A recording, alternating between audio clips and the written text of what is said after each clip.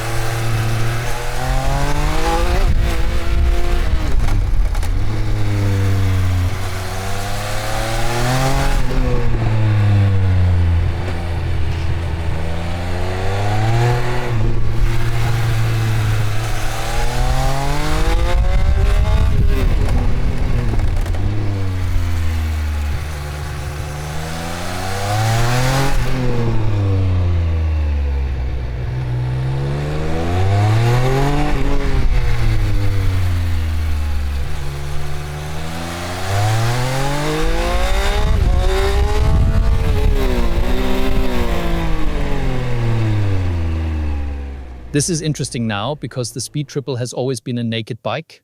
It never started out as a super sport machine that was then turned into it was always a naked bike, and a good one at that. You can still tell by the way it performs really well on tight roads and gives the rider a lot of confidence. And that's exactly what we're looking for here on the 1000 PS HOTLAP test track, located near Bad Fischau, not far from the 1000 PS headquarters, our proving ground. A good bike has to prove itself here too. For us, this is a kind of simulation course that more or less replicates the Stilfserjoch. And we're dealing with some really high-end components here, which all work brilliantly on a racetrack. And here, even in tight hairpins, this incredible chassis still manages to stay nicely balanced. It's genuinely fascinating how even in these narrow turns, you get the feeling that this bike was made for them. You can push it through the bends or even play around a bit and try to hang off the side. These tight turns really have everything. The kind of radii you know from the Stilfserjoch. And yet the chassis still works. You might know it from other sporty bikes, where handling in slow sections becomes more of a balancing act. But that's not the case here. Instead, it's smooth, it's fluid, you flow into the corner and accelerate out. It all feels very harmonious. A big part of that is obviously down to the tires it comes with as standard, these Supercorsa SPs. And when you've got good brakes and a great chassis, then you can really brake deep into the corner. And just like on a racetrack, you've got that seamless transition from braking into the corner to opening the throttle and powering out. That transition works even with very tight corners. And that's probably its key strength here. I'm curious to see how that will show up in the lap time. The fact that you're constantly riding, not just sitting back like a passenger waiting for your chance to get involved. That's something you often find with other bikes where you go through these coasting phases. You're not yet able to get on the throttle, or you can't brake anymore because otherwise the chassis doesn't respond the way you want it to. That's not the case here. Here you can always be active. You can always brake or accelerate. And that's its strength. And it pulls this off so well because it's clearly designed as a naked bike, not as a super sport derivative. And the whole thing works with a totally relaxed, upright riding position.